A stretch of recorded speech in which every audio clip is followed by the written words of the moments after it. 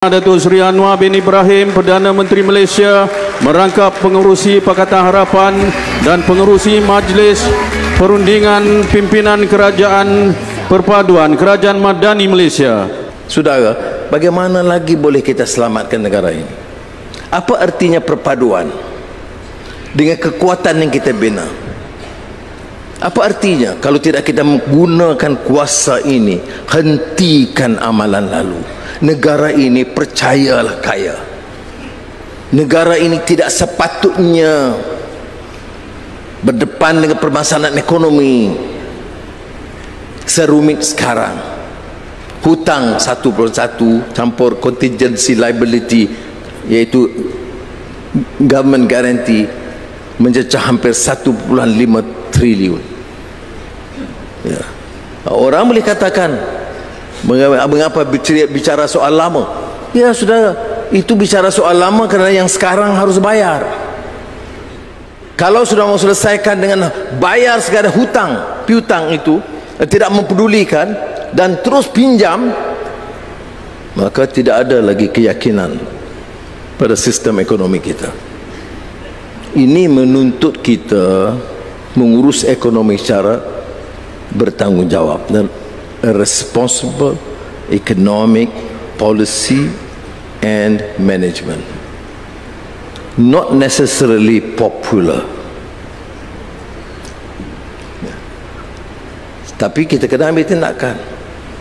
Kita tak boleh korbankan pendidikan, kesihatan, perasaan asas rakyat yang miskin, yang saya sebut menoktahkan kemiskinan, baiki tandas-tandas sekolah. Dan tahun ini kita tumpu baiki perubahan rakyat yang dikendalikan oleh Pak Menteri di sini, baiki rumah-rumah polis dan tentera, rumah-rumah penjawat awam yang keadaannya sangat daif, tidak sesuai diduduki oleh mana-mana orang. Ini yang harus kita kerjakan, dan kebetulan majoritinya Melayu.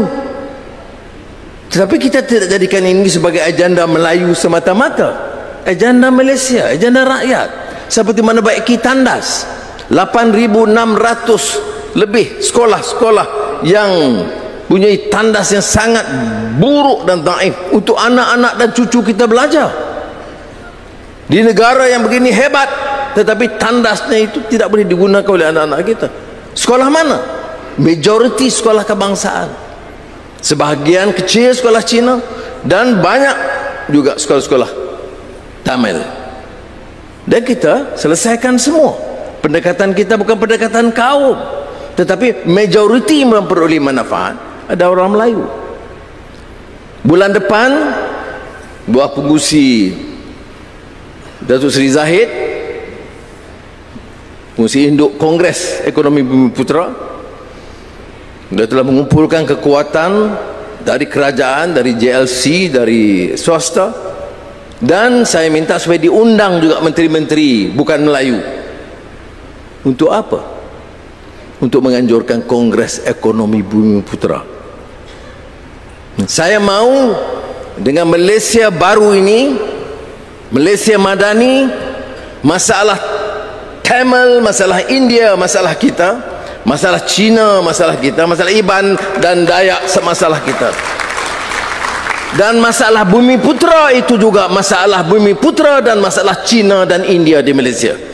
Mesti tangani dengan bijaksana dan mesti jadikan agenda ini agenda bersama dengan menekankan beberapa pendekatan baru. Mesti ada agenda membantu Bumiputera berkesan, dan satu yang agak aspek yang ada kelainan yang unik. Kongres ini Kongres Bumiputera. Kongres ini akan menilai proyek-proyek yang dijalankan, memperkenalkan beberapa program baru dengan pendekatan baru. Tapi Kongres ini juga akan mengenal pasti beberapa aspek masalah yang dihadapi oleh bukan Bumiputera, orang Cina, terutamanya orang India di Malaysia. Saudara, ini pendekatan baru, dan kita dalam Barisan Nasional, UMNO terutamanya, Pakatan Harapan, termasuk Keadilan dan Amanah, mesti berani berdepan dengan masalah ini, bahawa penyelesaian ini akan jauh lebih baik daripada kongres sebelumnya.